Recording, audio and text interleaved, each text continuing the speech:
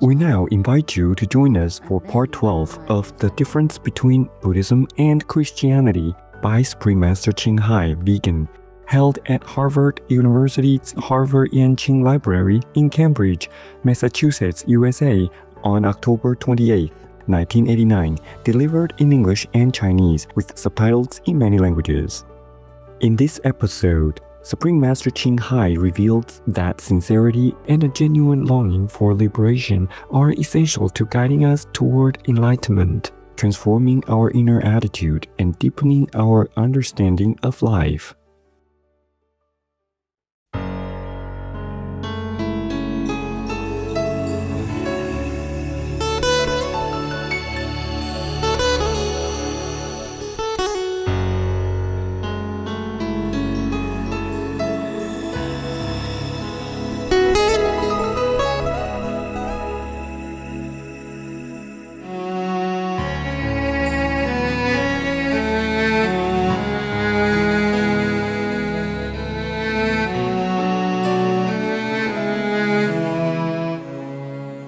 What is the instant enlightenment, and what's the criteria? 开悟的捷径是什么？标准又是什么？ Immediate enlightenment means you get immediately enlightened. That's all there is to it. Eh? Just like immediate cash. Yeah? If you go to the bank, you get immediate cash. If you come to me for initiation, you get immediate enlightenment. Okay? And now, the criterion is that you have to be sincere and truly long for liberation and enlightenment. Yeah? Just be sincere and be open, knowing that we need help. Yeah? Give me a chance to prove it to you. Also, afterward, we have to sincerely practice every day in order to discover more heavens within us and go back to the most high heaven or the nirvana or the Buddha's land. And also after initiation, we should take a vow of compassion, charity, and love-in-heartedness, no eating animals, no harming anyone of any kind, as the foundation of a good and lasting enlightenment.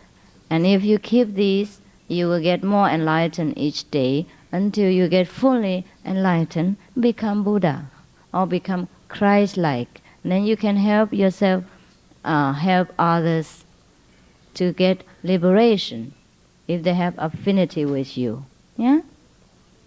Become a master. Yeah.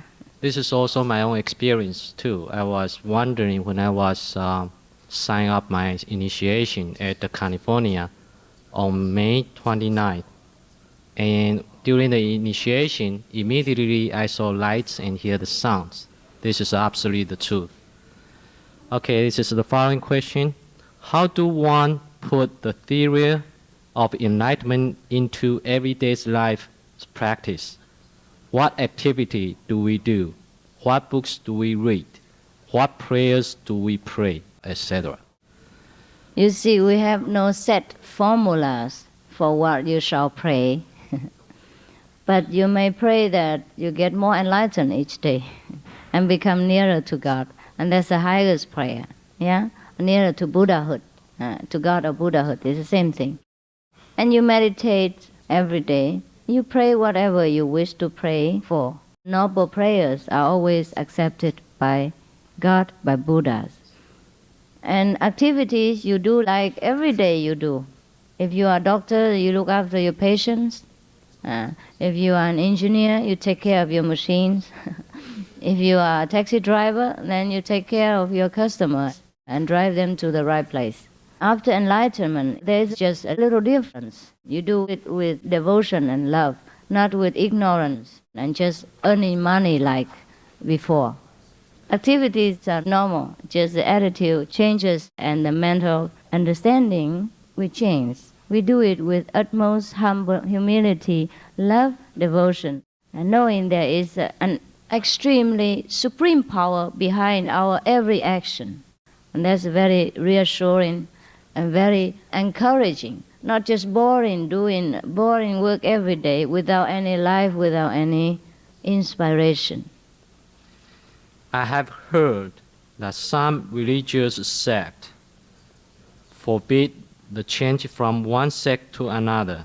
Do you think it is okay to do so when the person found another master is more appealing and suitable?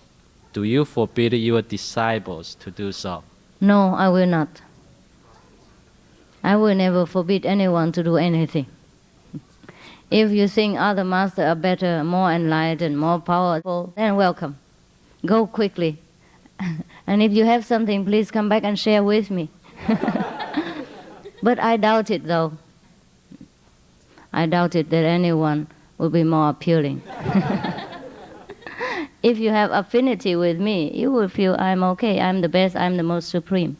Just we have the affinity with each other. We feel fine with each other, so we do not look for others. The other people who change from one sect to another, it is because they have no enlightenment experience. They are still wavering in their faith. They have doubts about their sect, about the power of their so-called leader, spiritual leader. So they have to change. If after you have some experiences from a master, and you know that master has enough power and protects you and guides you through your ignorant stages, then you don't need to look elsewhere. The other master, if enlightened, will do exactly the same. Do you think the world is reaching to the end? I think you would answer that. No, I do not think so. Okay. Jesus Christ said, on the last day, many masters will appear. What do you say about this? Many false masters, right? Or many masters? Many masters. Well, I already told you. If necessary, many masters will appear. No need to be last day or second day or first day. Anyhow, we should not always think in a negative way. We should believe in the mercy and power of God or of the Buddha. Yeah? If we do righteous things and pray to God or Buddha for help or get enlightenment through a living master, we have nothing to fear. We have nothing to fear. Can one achieve completely physical hearing through the meditation? Physical hearing? Yes, some do. Some do. But the physical hearing isn't that important. The inner hearing is more important. We can only hear the sounds of this world. Mostly they are not very pleasant, or gossip and or violent arguments. If we can hear the celestial language, message, it would be better. I could not guarantee you that through meditation your physical hearing will be restored. But I can guarantee you that you can hear all from heavens to hell, from all the Buddha's lands, or from the most high to the most low. That I can guarantee you.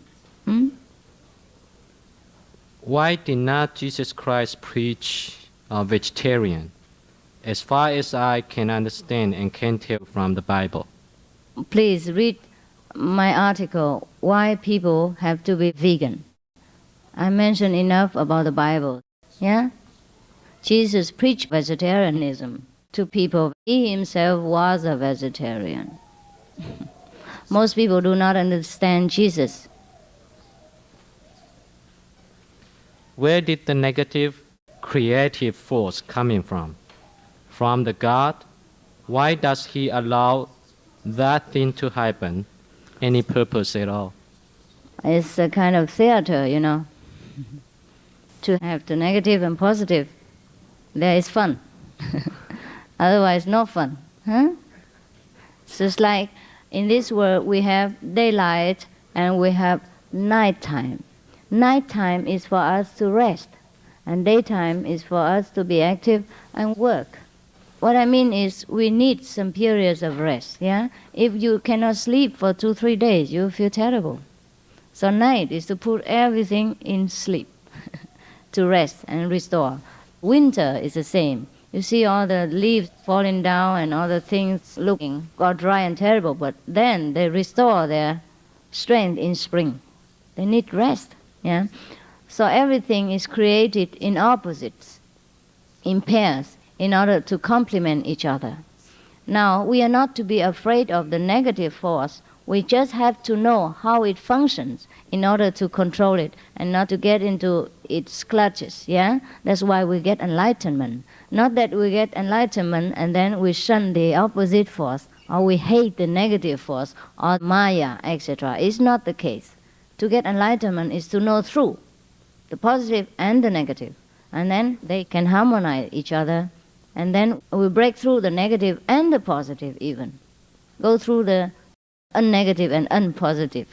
Go to the Most High, where all are blended in harmony and there's no differentiation between negative and positive like here. Everything comes from God. Everything is good. In reality, it's only a play. It's a complement for each other. Just like on a theater stage, there are roles of good kings, virtuous people. There are roles of killers, of bad and vicious people. All kinds of things. Otherwise, the theater is no fun for us. You may ask the director, why you create that bad man? His face looks so ugly, and his deeds are so wicked person. Why did you create him? What for? You can write with your own pen, all the good people. This is all your own pen. You create all these people. Yeah. But he needs it to earn money, no? And he needs all these bad people also to amuse us. So what the audience must know is that this is all theatrical. It's all performance and not to be involved in this. In similar fashion, we have to be like an audience. We have to be wise enough, enlightened enough to watch all the games of the universe and get out of the suffering. Yeah?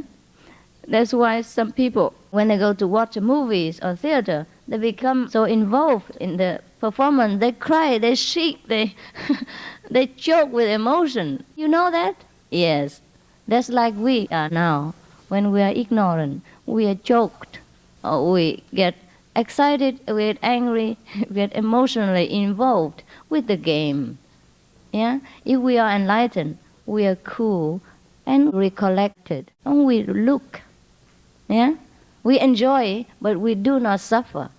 We enjoy all the suffering. We see all things as film, theater.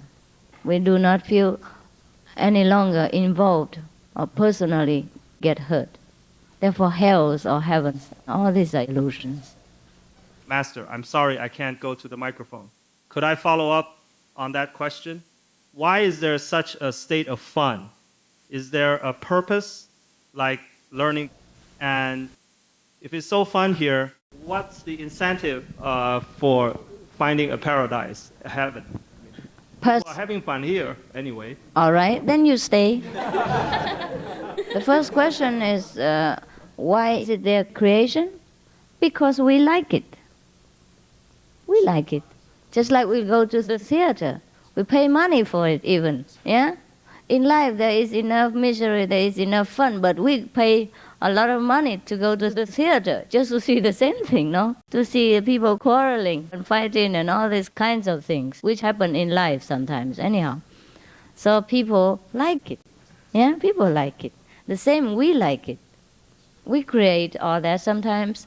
Do you think we stay in heaven all the time and just do nothing? It would be very boring. So sometimes we like to have fun, to frolic. And then we fall into trouble because we have too much fun and then we cry. When you cry because you've had enough of the fun, then the master will come and take you home and say, hey, that's only theater. Come back. All right? But when you have not yet had enough of the fun thereof, then you stay, of course. No one can tell you to get out. No one ever will. Therefore, people are still staying in this world. Only a few want to go home. They have had enough of it. They are tired. Okay? I am only for those who are tired. If you still find it very fun in this world, well, welcome. Stay. Huh? When the time comes, you will call. You will cry.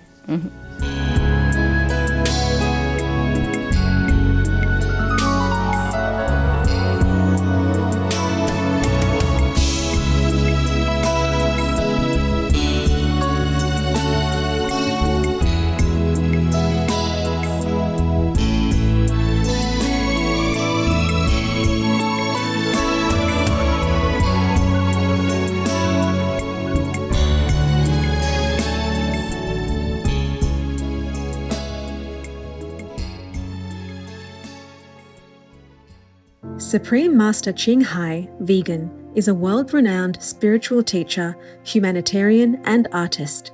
To learn more about her compassionate life and teachings, please visit suprememastertv.com/master.